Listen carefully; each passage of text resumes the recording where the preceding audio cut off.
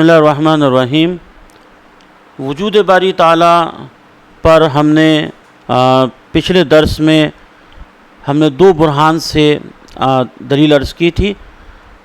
ان میں سے ایک ہم نے عصر یعنی البارۃ تدل علی البعی والروثۃ مولا علی کے فرمان اور دوسرا برہان نظم سے۔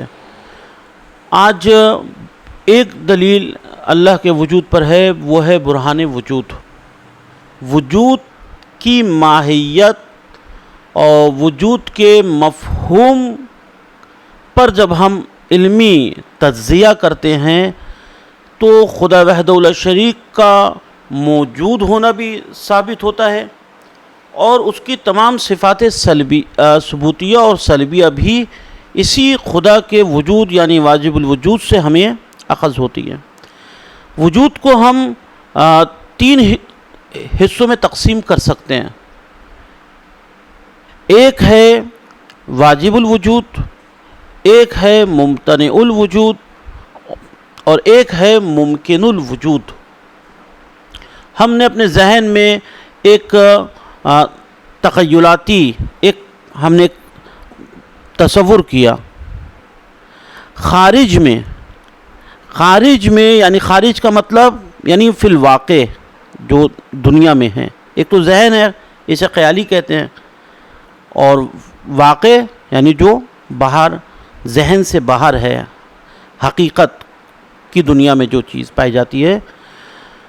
ہم دیکھیں گے کہ یہ وجود جو ہمارے ذہن میں ہے، یہ فی الحقیقہ یا تو یہ جو خیالی اور تصوراتی وجود ہے، یا تو فی الحقیقہ وہ موجود ہو ہی نہیں سکتا، یعنی اس کا وجود ممکن نہیں ہے، یا اس کا وجود ممکن ہے، یا اس کا ہونا لازم ہے، ضروری ہے۔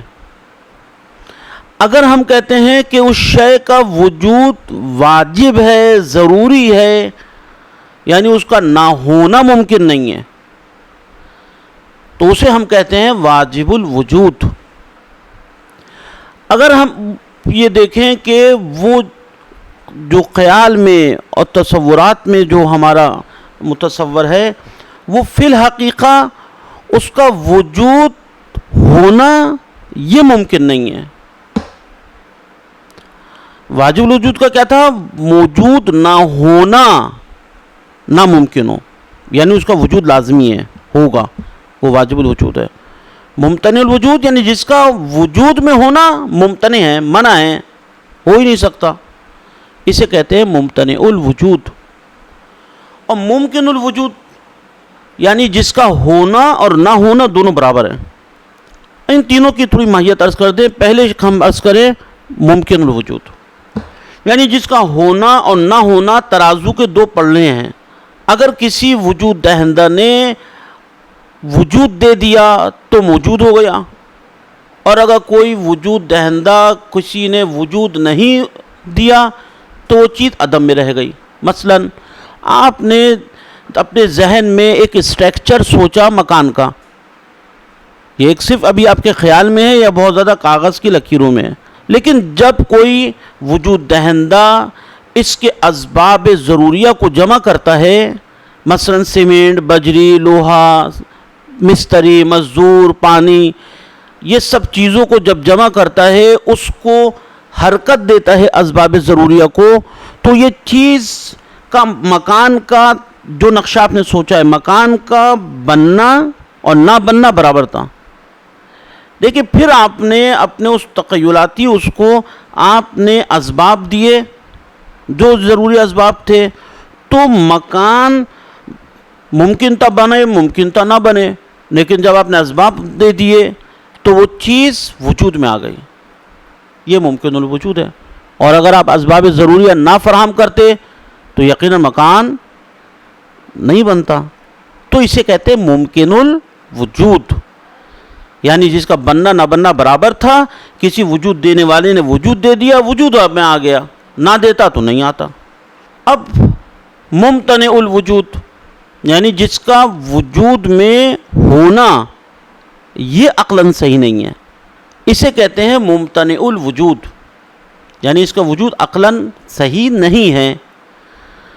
ممتنع الوجود کے لیے مثال ہم اگر عرض کریں، جیسے ہم آپ کو کہتے ہیں کہ ایک ایسی برف جو گرم ہے آگ کی طرح، ایک خیال تصوری ہے. کیا فی الحقیقہ، کیا حقیقت میں ایسا وجود ممکن ہے؟ ممکن نہیں ہے.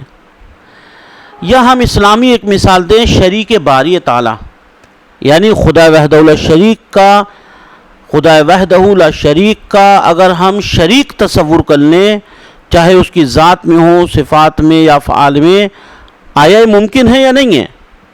تو اسلامی نقطہ نگاہ سے آپ کہیں گے کہ یہ ممتنع الوجود ہے، ممکن نہیں ہے. اسلامی نظریہ ہے جو صرف الفاظ اور آیات کی روشنی میں آپ دلائل کے طور پر بیان کر سکتے ہیں. لیکن جب ہم اس کو عقلی طور پر جب ہم بیان کرنے پر آتے ہیں اور اس کو علوم عقلیہ سے جب ہم اس کو پرکھتے ہیں، تو ہم کہتے ہیں کہ خدا کا شریک ہونا ممتنع ہے. چونکہ اگر اللہ کا شریک ہم فرض کر لیں تو یا دور لازم آئے گا یا تسلسل لازم آئے گا. اور علوم عقلیہ میں دور اور تسلسل باطل ہے. علوم عقلیہ کو ہم بیان کریں، علوم عقلیہ اس کا تعلق سے مسلمانوں سے نہیں ہے، چاہے کوئی کسی بھی رنگ و نسل سے ہو، قوم و قبیلے سے ہو، کسی بھی مذہب سے ہو. عقلی جو دلائل ہیں، عقلی جو فارمولے ہیں، اس سے ہٹنا کسی کا ممکن نہیں ہے. تو ممتنع الوجود اللہ کا شریک کوئی ٹھہرائے، اللہ کا اس کی ذات میں شریک ٹھہرانا، اس کی صفات میں شریک ٹھہرانا، اس کے افعال میں شریک ٹھہرانا ممتنع ہے، کیونکہ یا دور لازم آئے گا یا تسلسل لازم آئے گا. اس کو ہم کسی اور درس میں عرض کریں گے. ابھی صرف ان تین وجود کی جو اقسام ہے اس کو بیان کرنا مقصد ہے. ایک ہے واجب الوجود. واجب الوجود یہ ہے کہ ہم ایک ایسا وجود تصور ہم نے کیا اپنے وجود میں آنے کے لیے یا اپنی بقا کے لیے، کسی کا محتاج نہیں ہے، ہمیشہ سے ہے، ہمیشہ رہے گا. اور تمام صفات ثبوتیہ سلبیہ کو انشاءاللہ اسی واجب الوجود سے ہم عرض کریں گے. ایک ایسا وجود کہ جس کا ہونا لازم ہے. علوم عقلیہ سے جب ہم اس کو پرکھیں گے، تجزیہ کریں گے، تو لازم ہے کہ کوئی ایسا وجود ہو کہ جس نے سب کو وجود دیا ہو، اس کو کسی نے وجود نہ دیا ہو، جو ہمیشہ سے ہے، ہمیشہ رہے گا. وہ وجود واجب الوجود کہتے ہیں، اور اسی کو ہم خدا وحدہ لا شریک کہتے ہیں. پس خدا وحدہ لا شریک واجب الوجود ہے، یعنی وجود کے بارے میں، اس کی اقسام کے بارے میں جب ہم اللہ کو، اللہ موجود ہے، کس طرح کا وجود رکھتا ہے. اگر ہم کمیونزم سے ہم اس بات کریں تو اللہ ممکن الوجود ہے، ممتنع الوجود ہے یا واجب الوجود ہے. ہم اس پہ بات کریں گے. یہاں پر واجب الوجود کے بارے میں اس کے تینوں کے خاصہ تھوڑا سا ہم عرض کر دیں. ایک، واجب الوجود اپنے وجود میں آنے کے لیے اور اپنی بقا کے لیے کسی دوسرے کا محتاج نہیں ہے. اس کو ہم کہتے ہیں واجب الوجود لذات ہی، یعنی اللہ وجود رکھتا ہے، اپنے وجود میں آنے کے لیے کسی وجود دہندہ کا محتاج نہیں ہے، نہ اپنی بقا میں کسی وجود دہندہ کا اور یعنی کسی اور اسباب کا محتاج ہے. ممکن الوجود میں ہم نے عرض کیا تھا مکان کا بننا نہ بننا برابر ہے. اگر کسی نے وجود دیا بن گیا، نہیں دیتا عدم میں تھا. تو کیا مطلب نکلا؟ ممکن الوجود میں ممکن الوجود کو وجود دینے والا ہوتا ہے کوئی، اور اگر وہ ممکن الوجود باقی رہنا چاہتا ہے تو اپنی بقا میں بھی کسی کا محتاج ہے. مثلا مکان تعمیر ہو گیا، اس مکان کا باقی رہنا مشروط ہے اس بات سے کہ اسباب خارجی ایسے نہ آ جائیں جو مکان کے انہدام کا سبب بنے.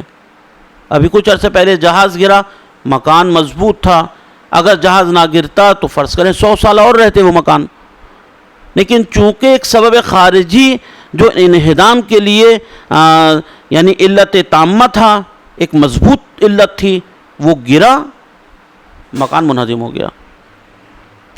ممتنع الوجود، ممتنع الوجود لذاتی ہی، یعنی کسی شے کا وجود میں ہونا ممتنع ہے، منع ہے، ممکن نہیں ہے، لذاتی ہی۔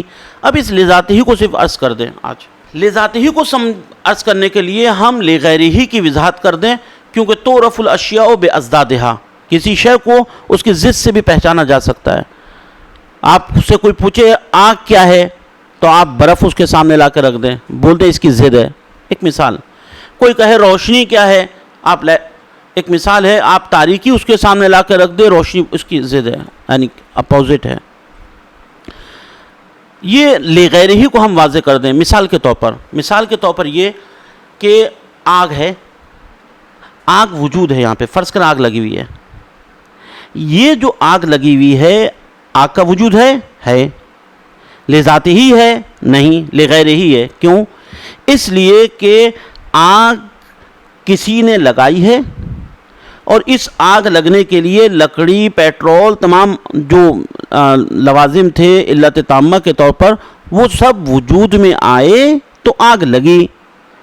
پس آگ کا وجود ہے بے ذات ہی، لیکن لغیرہ ہی ہے، یعنی کسی آگ لگانے والے کی طرف اشارہ کر رہا ہے، اسے کہتے ہیں لغیرہ ہی۔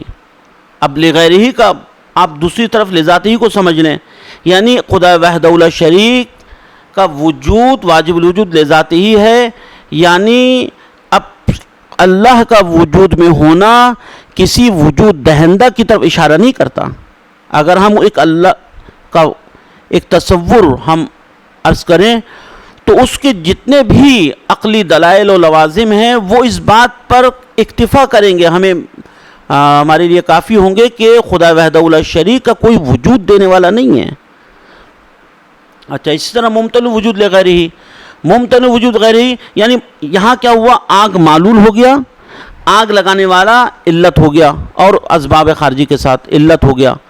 بس یہ معلول کا وجود میں ہے، لیکن اس کا وجود میں ہونا اس کی ذات سے باہر ایک چیز ہے، لغیرہ ہی، اس آگ لگانے والے کی وجہ سے آگ لگی ہے، بس یہاں معلول کا وجود لغیرہ ہی ہو گیا۔ اچھا، ممتنع الوجود لغیرہ ہی، آگ نہیں لگی ہوئی، آگ کیوں نہیں لگی ہوئی؟ علت نہیں آئی، لہذا آگ نہیں لگی ہوئی۔ بس یہاں آگ کا نہ ہونا، یا یہ کہیں کہ فرض کریں لکڑی گیلی ہے، آگ لگانے میں ماچس لگائی، آگ نہیں لگ رہی، ایک مثال عرض کر رہے ہیں، تو یہاں میں کہوں کہ آگ لگنا ممکن نہیں ہے، تو یہ ممکن نہ ہونا کس بنیاد پر ہے؟ ایک علت خارجی کی وجہ سے ہے۔ وہ علت خارجی کیا ہے؟ لکڑی گیلی ہے۔ بس معلول کا وجود میں ہونا ضروری بن جائے اگر علت ہے تو اس کو لغیرہ ہی کہیں گے، لذات ہی نہیں۔ یا معلول کا موجود ہونا ممکن نہ ہو تو اور اس کی وجہ علت نہ ہونا ہے، اسے لغیرہ ہی کہیں گے۔ بس یہ ہمارے دروس کا سلسلہ کہ خدا وحدہ لا شریک واجب الوجود لذات ہی ہے، واجب الوجود لذات ہی، یعنی اس کا وجود کسی علت خارجی کی وجہ سے نہیں، کوئی اس کو وجود دینے والا نہیں۔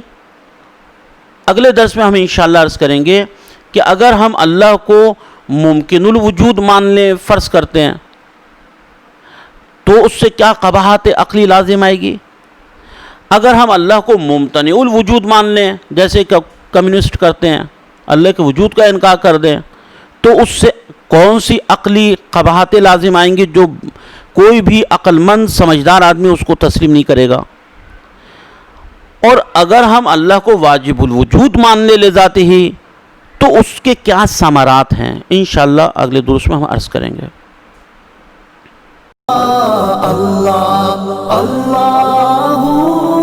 لا الہ الا